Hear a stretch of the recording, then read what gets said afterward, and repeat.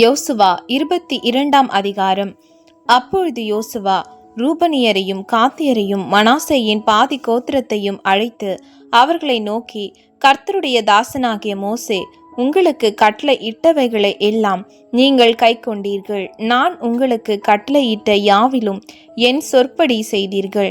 நீங்கள் இதுவரைக்கும் அநேக நாளாக உங்கள் சகோதரரை கைவிடாமல் உங்கள் தேவனாகிய கர்த்தருடைய கட்டளையை காத்து கொண்டு நடந்தீர்கள். இப்பொழுதும் உங்கள் தேவனாகிய கர்த்தர் தாம் உங்கள் சகோதரருக்கு சொல்லியிருந்தபடியே அவர்களை இளைப்பார பண்ணினார். ஆகையால் கர்த்தரின் தாசனாகிய மோசே யோர்தானுக்கு அப்புறத்திலே உங்களுக்கு கொடுத்த உங்கள் காணியாட்சியான தேசத்தில் இருக்கிற உங்கள் கூடாரங்களுக்கு திரும்பி போங்கள்.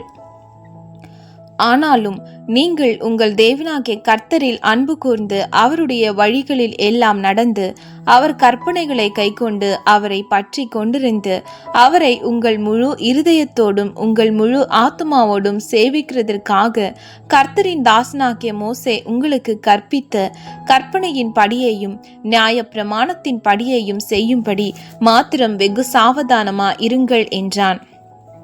இவ்விதமாய் யோசுவா அவர்களை ஆசீர்வதித்து அவர்களை அனுப்பிவிட்டான். அவர்கள் தங்கள் கூடாரங்களுக்கு போய்விட்டார்கள்.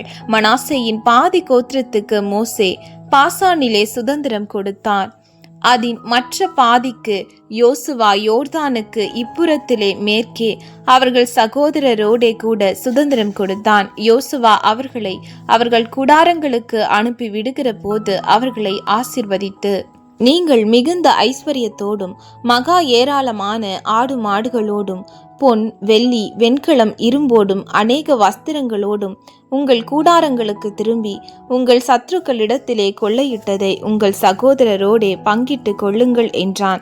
அப்பொழுது ரூபன் புத்திரரும் காத் புத்திரரும் மனாசேயின் பாதி கோத்திரத்தாரும் கர்த்தர் மோசே கொண்டு கட்டளையிட்டபடியே தாங்கள் கைவசம் பண்ணிக்கொண்ட தங்கள் காணியாட்சி தேசமான கிலேயா தேசத்துக்கு போகும்படிக்கு கானான் தேசத்திலுள்ள சீலோவில் இருந்த இஸ்ரவேல் புத்திரரை விட்டு திரும்பி போனார்கள்.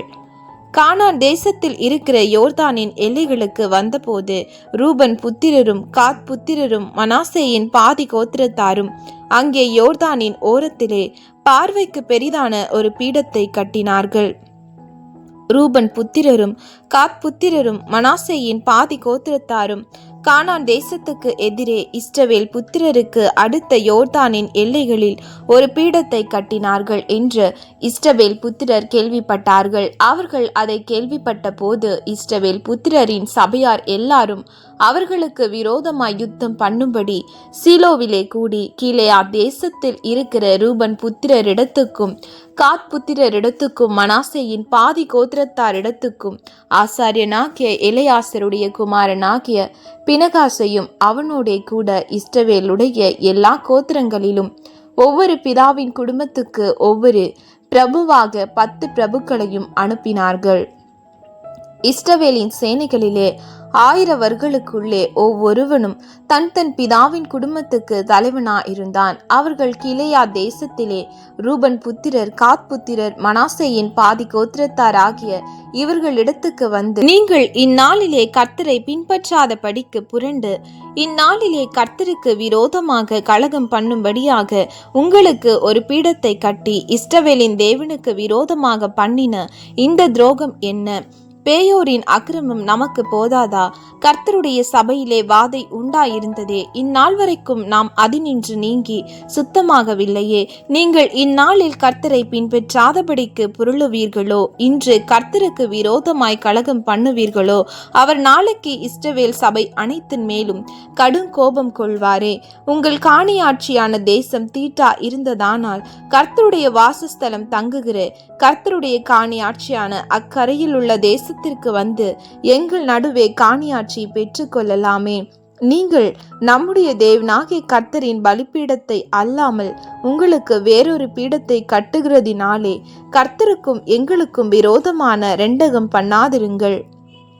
சேராவின் குமாரனாகிய ஆகான் சாபத்திடான பொருளை குறித்து துரோகம் பண்ணினதினாலே இஸ்ரவேல் சபையின் மேலெல்லாம் கடுங்கோபம் வரவில்லையா? அவன் ஒருவன் மாத்திரம் தன் அக்கிரமத்தினாலே மடிந்து போகவில்லை என்று கர்த்தருடைய சபையார் எல்லாரும் சொல்ல சொன்னார்கள் என்றார்கள்.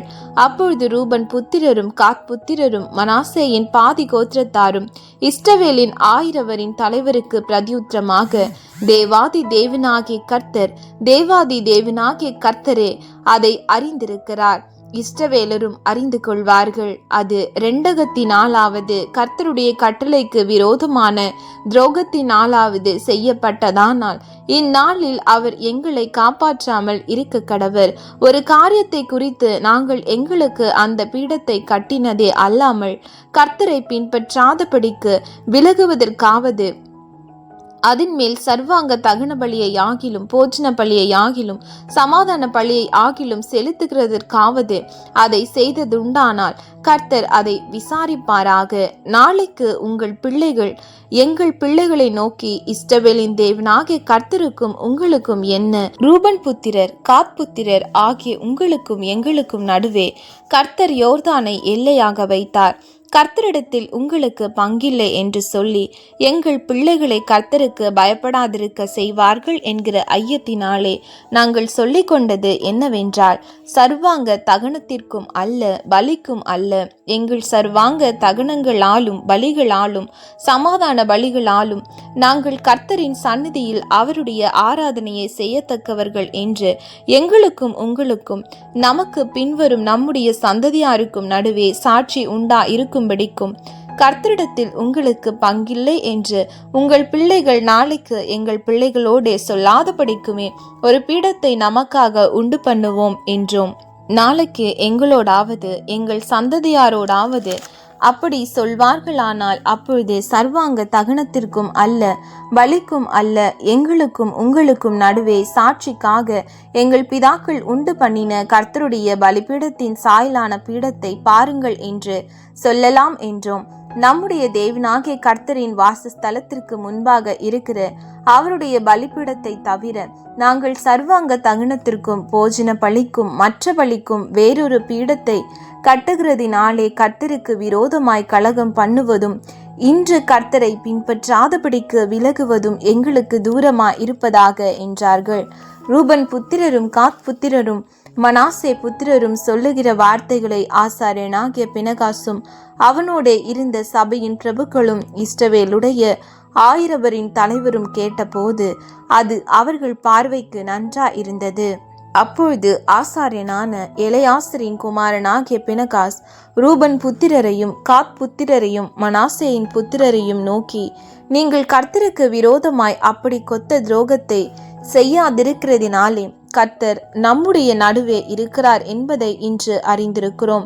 இப்பொழுது இஸ்ரவேல் புத்திரரை கர்த்தரின் கைக்கு தப்புவித்தீர்கள் என்றான். ஆசாரியனான எலெயாசரின் குமாரனாகிய பினகாசும் பிரபுக்களும் கீலேயா தேசத்தில் இருக்கிற ரூபன் புத்திரரையும் காத் புத்திரரையும் விட்டு கானான் தேசத்துக்கு இஸ்ரவேல் புத்திரரிடத்தில் திரும்பி வந்து அவர்களுக்கு மறு செய்தி சொன்னார்கள். அந்த செய்தி இஸ்ரவேல் புத்திரரின் பார்வைக்கு நன்றா இருந்தது.